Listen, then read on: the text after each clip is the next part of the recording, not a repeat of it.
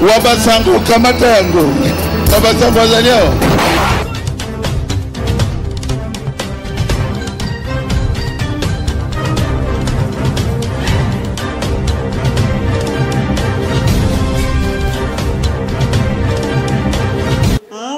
na bino banso boye bosuli baku ya kolanda magazine da twate na bino oyo bopona oyo bo préféra ya mokwalelo esi ebanti na yango boso bakiti boso bibonga pona koyoka batwate ya mokwalelo pe bobosana te na ko s'abonner massivement na chaîne YouTube na biso wa basango télévision po boye bana kozwa ba information na tango oyo esengeli na tombeli bino ka boye bolamu po basango babiso.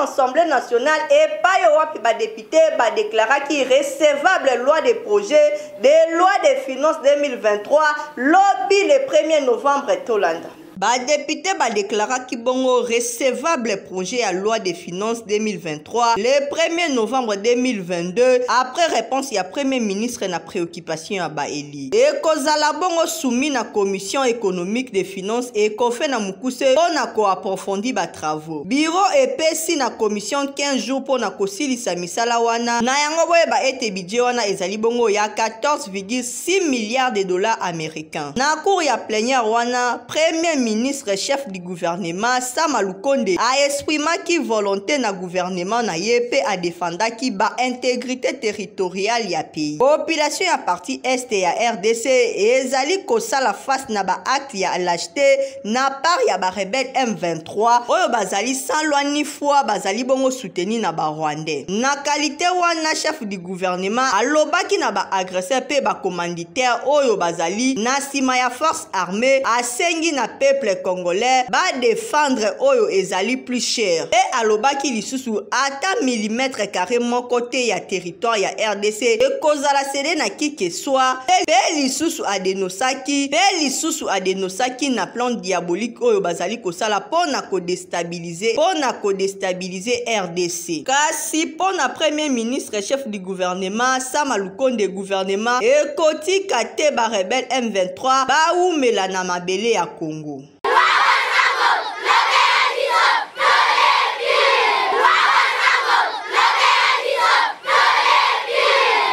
Toujours kuna na Assemblée nationale, ba député va payer 100 000 dollars américains pour na kosunga ba déplacer au bazali koki guerre kuna na Rutshuru na province ya Nord Kivu Tolanda.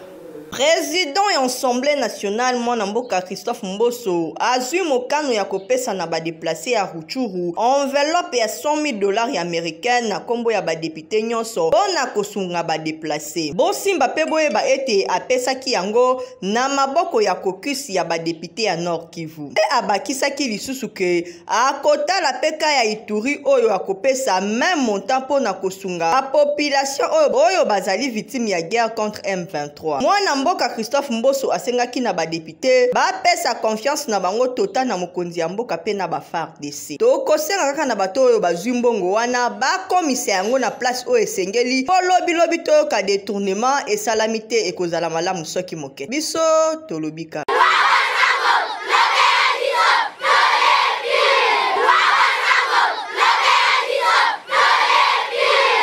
Le 2 novembre, nous sommes Kilimobimba va célébrer la journée internationale de la fin de l'impunité pour les crimes commis contre les journalistes de Tolanda.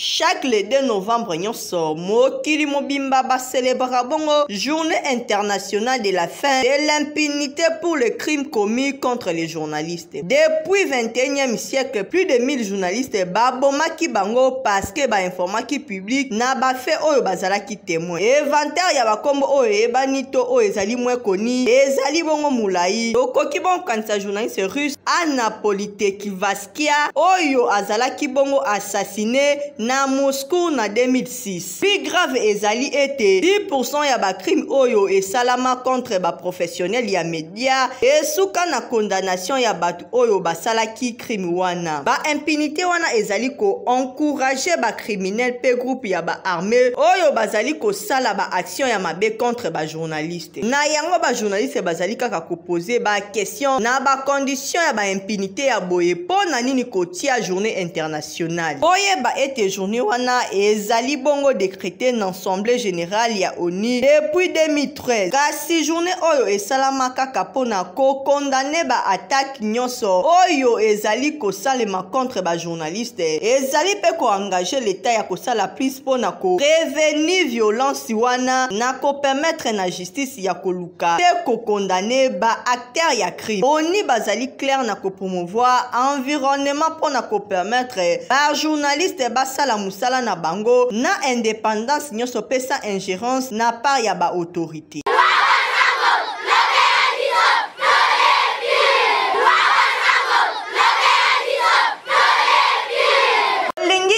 Haïti na société qui mana lombangu na 500 francs ya pamba na centre de formation Secontec au kozova formation ya kitoko pe ya qualité au kosepela.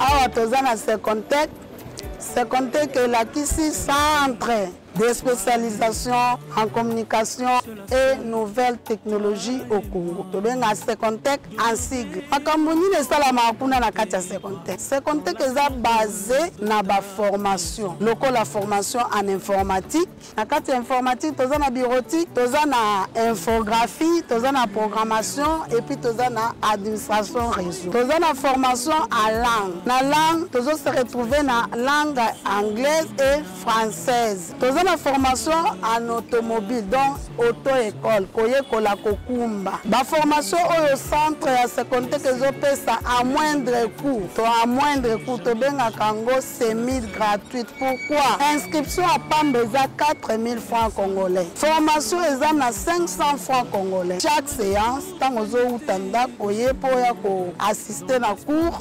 Alors, Secontec eza kaka Kishasa Mobimba, toza na direction générale o eza na Gombe. Toza na sur 24 novembre juste en face ya commissariat provincial ya la police. Avenue Mandarinier numéro 182. Toza na Victoire na Matonge 3 avenue Bokeye numéro A17. Référence à biso eza collège Monseigneur Moke. Secontec pe na Tiango ezali. Toza juste na Pasca arrêt Victoire au katisi na ngamo masini. Tokangami na shop orange ya munene ezalaka wana na Pascal. Donc avenue boulevard Lumumba numéro 2. Toza juste na rivière oyo kaboli quartier 2 na quartier 3. Secontec ezawana ipen toza sur route Matadi 266. So ozo uta Delvaux po kende ipen okita na arrêt Secontec. So ozo uta ipen po kende Delvaux okita kaka na arrêt Secontec. Donc bandeko basi mibali ba mama ba yaya bale Secontec ba partenaire César kofungama. Soko ekalelo o sala inscription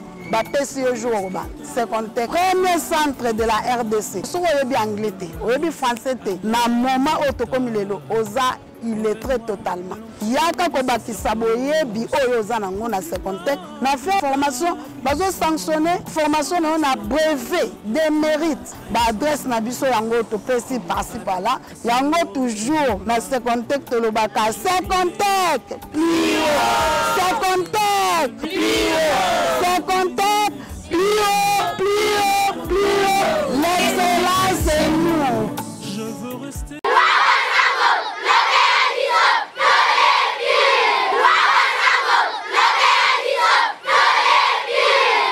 population ya Goma bazali na kanda makasi na makambo etali agression au Rwanda ezali kosala na sima ya ba rebelle M23 mokolo ya lobi 1er novembre na butu batumbaki mutuka ya Monisco kuna na Nyiragongo tolanda. Na butu ya mardi 1er novembre population ya Goma bazalaki na kanda makasi batumbaki bongo convoi moko ya mituka ya ba MONUSCO ezalaki bongo na Nyarushinya na nord ya Goma, précisément na territoire ya Nyiragongo na nord Kivu. Selon ba témoins sur place ezalaki porte-char moko ememaki ezalaki esondie na population majorité na bango bazalaki ba déplacer ya guerre ya M23. Bosimba pe boyeba ete mikolo oyo na Goma tension ezali makasi suite ya ba avance ya M23 na Rutshuru. Et société civile est décrété grève pour na protester ba agression au Rwanda na allié na M23 ezali ko sala awa na République démocratique du Congo. Ya boy ezali malamu soki mokete.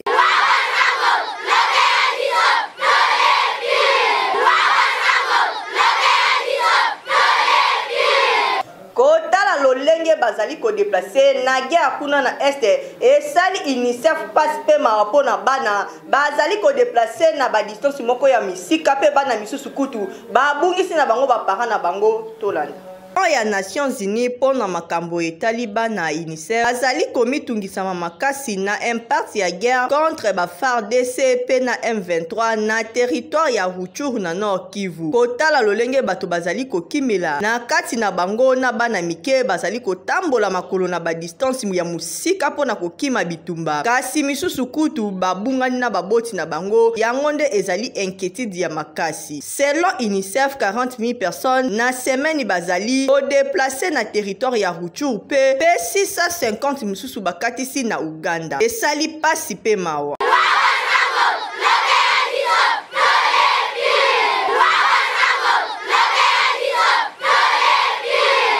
Yo moto oluka mikili ya poto butu lokola moi olota yango na bandoto kasi ndoto na yo ekokisama soki mokete solution na yo esi eye nango kima na lombangu na agence de voyage welfare okokende poto kitoko pe ndoto na yo ekokoma réalité.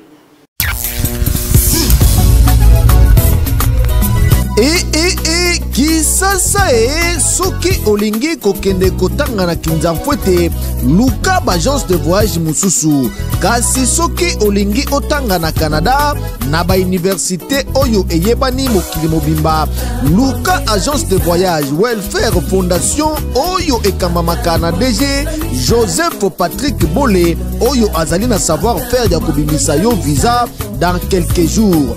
Bande konanga koloba mbanga pasi awa ba visa ezali kopesa maneti nguba soit témoignage oyo. Nous venons accompagner les gens qui nous ont fait confiance, plus de 10 visas dans Tomoko Record. Donc Welfare Fondation est une agence très sérieuse parmi les agences actuellement dans la bus de salaire qualité, agence digne de confiance, voilà le mot qui convient.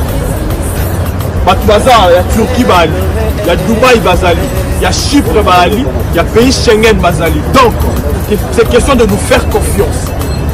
Tout ça a la prise en charge et ça assuré. Donc si vous faites confiance dans l'agence de welfare, vous n'aurez pas à vous inquiéter par rapport à endroit et à hébergement. Ça ne servira à rien avec la somme que vous comptez ou bien vous tournez déjà avec. Donc on dit la pita, on a un logement, un hôtel et tout. Ils sont la carte de Dubaï, ils sont dans appartement très propre, digne, tout à l'aise. Welfare Fondation, à taille mongo noze à kokokate.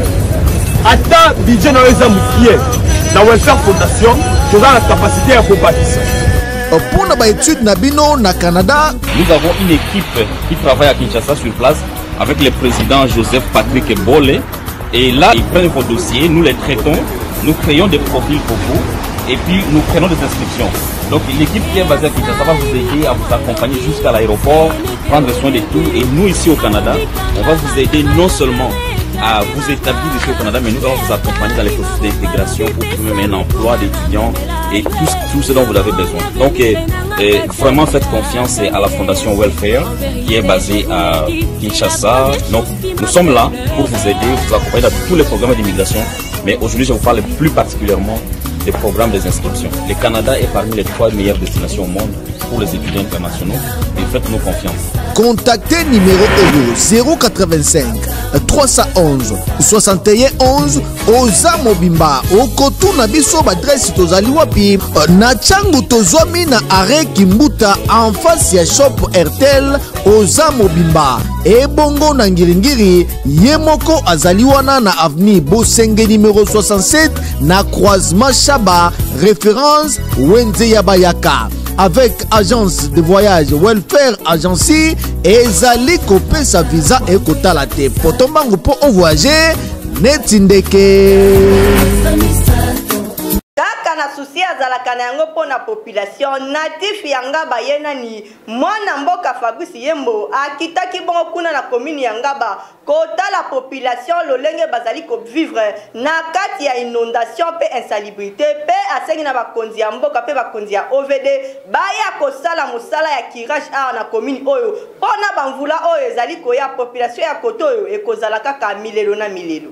Azalaka toujours pene ya population na ye nani natif ya Moamba Fabrice Yembo oyo akitaki bongo mokolo ya dimanche leleki kuna na commune ya Ngaba na avenue Kianza po na kotala lolenge kani population bazindaki après mvula oyo ebetamaki ndenge kaka bozali komona bilili bakanivo nyonso bouché salité eleki makasi yango esalaki ete population ya Kianza tango mvula oyo ebetaki weekend eleki bazinda boye kasi tango bamonaki molobeli na bango mwana mboka Fabrice Yembo batondisamaki na esengo pe bapusanaki penepene na ye koyebisa ye mai oyo ezali kotumisa bango boyoka bango ndenge balobaki. Tant que les grands notables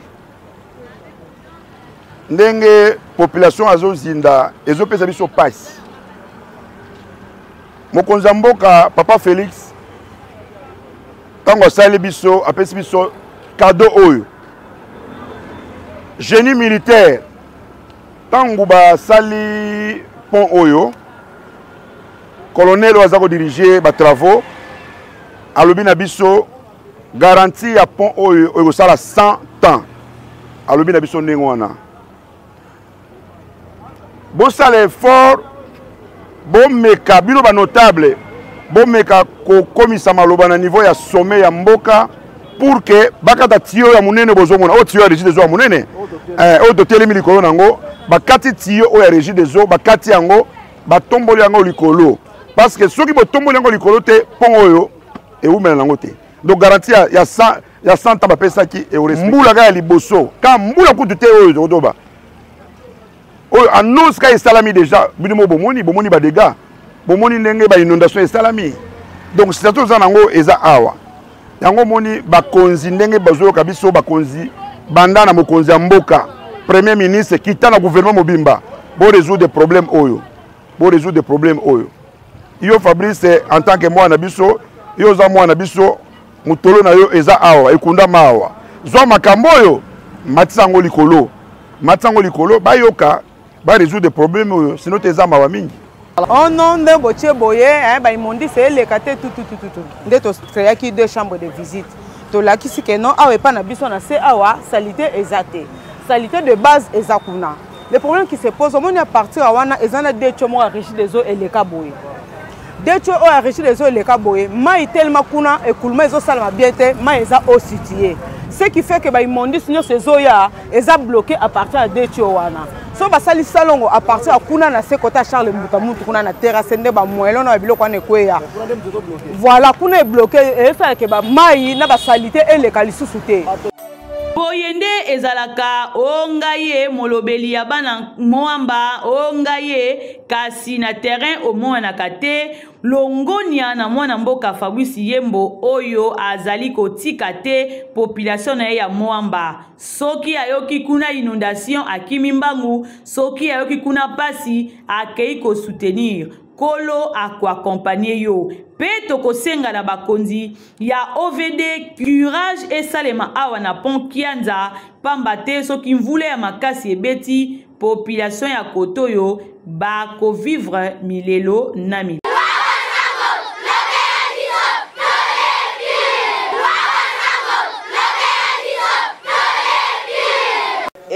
érosion monene esalami awa na Badarade na district ya Tchangu na commune ya Kimbanzeke depuis balakisa yango na ba télévision solution ata moko te emonana. Population ya koto ezali kolela chaque jour na bakonzi ya mboka basundola bango boye pourquoi bazali pe population RDC batala na nukana bango.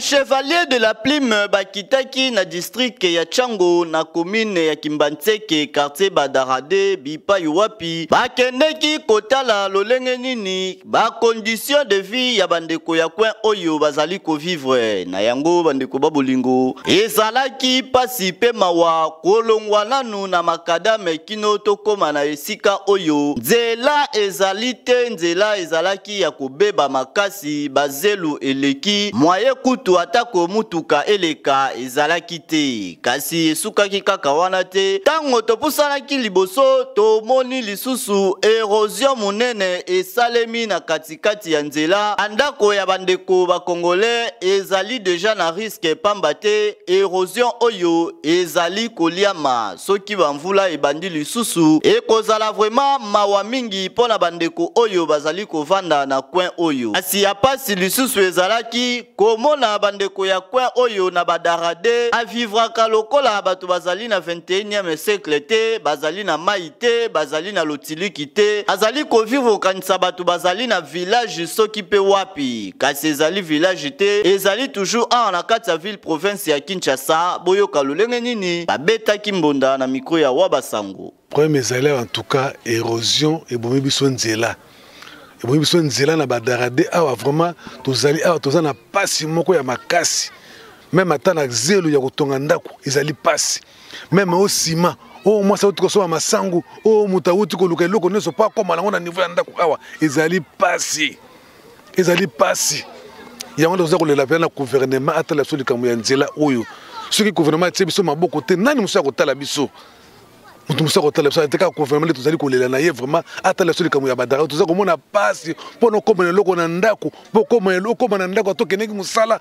Oluka muso pour nos transport robeta makolo ya combien de mètres de kilomètres pour que nos transport pour besoin de ça l'effort pour na toluka moya ko calmer ata érosion oyo moi moke pour ata moya ko fanda pour ceux qui te nzela ngono c'est bébé ko lia na bandako ya baninga musu o bazana ba pembeni ya banzela ya toza ko sa moya effort wana et pour effort na biso moko pour na ko calmer érosion wana ya toza ko senga toujours na l'état na ko sunga biso pena ata la so premier Badarade ba longo Badarade ba ko tana terre jaune.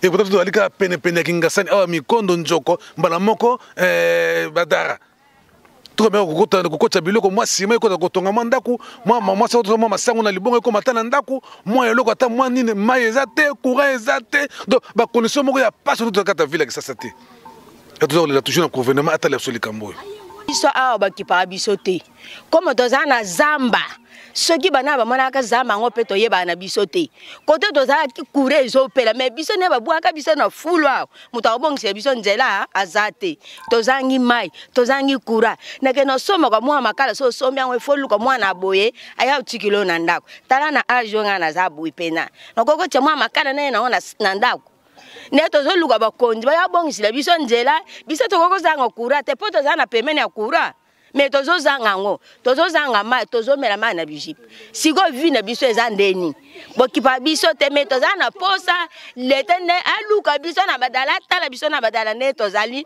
tozo kuf biloko ebele tozo zanga na badala tosoma ba television ya bana koto to ute vana banda ko ebeba lelo keyo ke somba esran lobe okeyo sombi pana ngo pe 2 jours 3 jours za musika ebebe na banda ko evanda ne tozo souffrir makati tozana posa ya kura tozana posa nzela babongise biso nzela tovanda kimia neti baninga ne bazali apa biso tozana likolo ya ngomba tozalaki na se metala tomati likolo ya ngomba esika koteka ezate tala ndenge nazo kweya kana mabele soki na mati na kweyi soki na mati na kweyi place koteka ezate souffrance basaka esili kosila na place otala ndenge nazo souffrir bobongisela biso ata nzela ya pamba botiela biso ata mai ya pamba biso ba mama degré tokomi tozo souffrir tala nana isika tozali boyokela biso pe mawa bomona biso na Badarade papa posa na biso bobongisela biso ici biso pe kote ndenge ozosala na terre jaune tala biso na badara 2 mona pe biso tozosouffrir papa toleli yo yela biso pe kote ya kotala biso pasi eleki nzela eza te papa yaka papa tozotomboka kaka pasi oyo tozomona biso tokoti awa na badara oyo toza na posa badara ekoma mpe kitoko nde toza nde totambolaka na pasi transport eza te nakoki eswa masango na ngai ya koteka mpo nakoma nango na ndako nazodepanse ebele mpo nakoma na ndako moya koteka eloko na priye malamu baninga balia eza te mpo ozokalikile depanse oyo ozosala tozangi nzela tozangi courant biloko nyonso eza ya biso pasi tala pharmacie tosali pharmacie oyo yango omoni nzela tala ndenge ezobukana soki leta atali biso te lobi pharmacie oyo ekobukana ekufi baninga bakomona pasi papa edika longe atalela biso mpe na badara abongisi terre jaune bongo biso abwaki biso wapi biso mpe toza kaka bana na ye biso nyonso toza bana na ye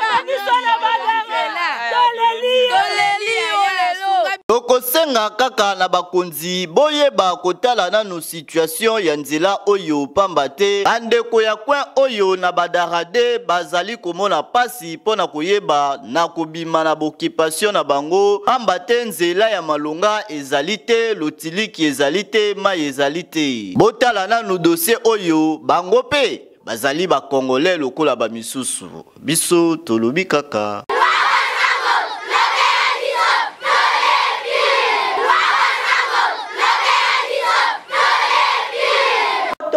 koma na ba problème ya miso otambola bisika ebele ozwa solution soki mokete solution na yo esi ezwami na yango kima na lombangu na ONG Grande Moutarde okozwa solution ya miso na yo okomona kitoko pe okosepela. Plusieurs succès dans les domaines de formation gratuite dans plusieurs branches telles que l'auto-école, la coupe et couture, l'esthétique, maquillage, informatique, l'anglais, français, alphabétisation et autres. À présent, dans le cadre de l'opération Pesa Moninga Sourire, l'ONG Grande Moutarde, en collaboration avec l'ONG Espoir de Vue, poursuit sa campagne d'examen des yeux et la distribution gratuite de lunettes médicales. Désormais, chaque les 5 du mois, suite à la demande de la population, moyennant juste 10 000 francs de la fiche. Et nous débutons cette campagne ce mercredi 5 janvier 2022 de 8h jusqu'à 16h30.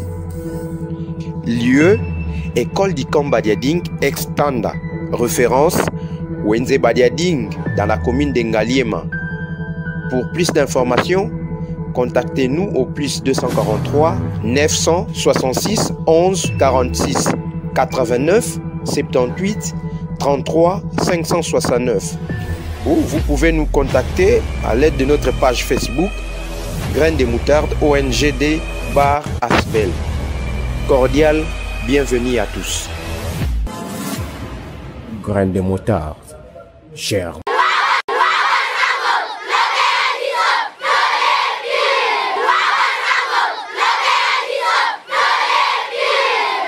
biso na suka magazine d'Atwatia Mukwalelo soki bozwaki biso kitoko na bandako na bino ezali bongo grâce équipe technique mobimba derrière la caméra mobali ya mbinga pepembe Ruben Yengo na réalisation ekumamaki kitoko na Mira Koeni pe na édition ezalaki ye moko mobali ya mbinga Joël Ofonde pe na présentation ezalaki ngai wa bino Afimu Senga la grande abotika la malamu o bandako babino wabasango kamata yango wabasango wazaliao